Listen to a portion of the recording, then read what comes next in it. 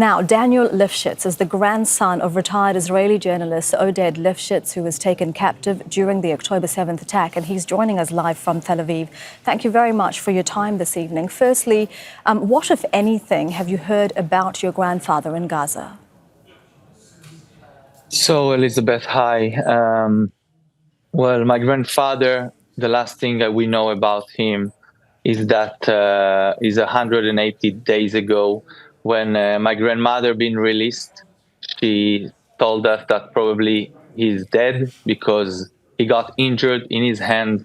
The terrorist shot the door of the safe room and he got injured in his hand, and they dragged him outside, took my grandmother, rolled her in a carpet, put her on a motorbike, legs one side, hands the other, and the last scene of my grandfather was him. They just threw him by the house, bleeding and unconscious. She thought he's not with us, but then in the first release, two hostages saw him, one with a white galabia, bleeding next to her, and then he got kind of a treatment, and another hostage came back. She'd been there for 55 days, and she said that she'd been there for 6 months. Imagine, every hostage think it's 3 days over one. And she said that he was with her for a month. He was actually even changing for her diapers there. They are old people, and he has a blood pressure issues and a lung disease, and he faint, and they took him. And since then, we have nothing about him. We don't know anything about him in the last 6 months. Okay. And it's unimaginable that my grandfather, he is the only great-grandfather held hostage in the world. That's a horrible title for an 84-years-old man on Saturday.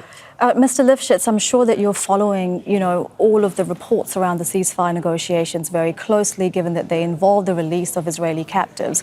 One of the most recent sticking points seems to be that, Hamas is willing to release something like 33 captives, but Israel wants to make sure that the captives that they are released are alive.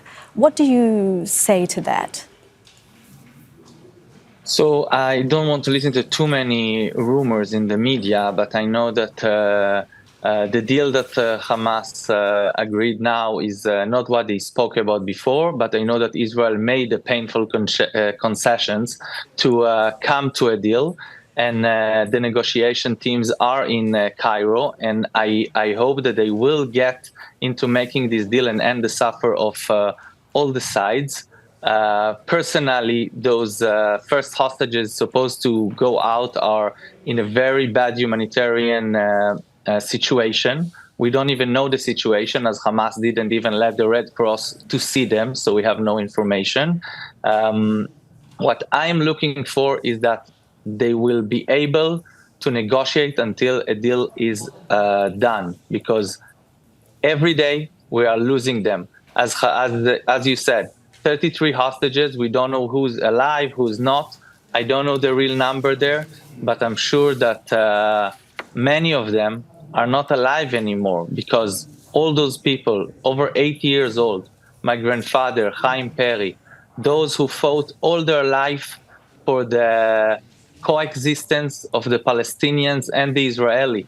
My grandfather was taking sick Palestinians to the Israeli hospital, sick Gazans from Erez border every Friday, to a very expensive treatment of chemotherapy, bringing them back. And this guy been kidnapped during a hudna from his house in Kibbutz Nir Oz there. He should be released unconditionally. That's what I'm looking for. That it's impossible that we are even speaking 7 months after about release of old people. I mean, that's against everything. That's against religious. That's against the Quran. That's really against every humanitarian issue, every humankind. We have seen many things happen over the last 7 months of this war that are against every international humanitarian law. The protests calling for the release of captives haven't stopped since the war began, but judging by the Israeli government's actions, do you think that they're having an impact? Do you think that the Israeli government is prioritizing your grandfather, the other Israeli captives? Look, if we are here 7 months after, so it means the priority was not at first for every part. But now in the last few months, I see that they tried to get into a deal. And now everyone are negotiating in Cairo. And unfortunately, you know, in the Middle East, someone wise told me the negotiations are under fire. I would prefer they will be not under fire and there will be no more suffer, not for civilians in the Palestinian side and on our side. And we could be able to get to an agreement that end that, because, you know, the end of the war is downriver to the release of the hostages. And I was in Doha in January, and I look on the Prime Minister Mohammed bin Abdul Rahman bin Jassim Al Thani, and in his eyes, and he's telling me that he's doing everything for their release. So I call them to make more pressure and more effort to end the suffer of everyone and make sure all the hostages are coming back, the 132 hostages, and Gaza can go back to rebuild. And as well, you know, I feel that all Gaza is kidnapped by Hamas as well, not only my grandfather. That is Daniel Lifshitz, the grandson of one of the Israeli captives being held in Gaza. Thank you for your time. Make sure to subscribe to our channel to get the latest news from Al Jazeera.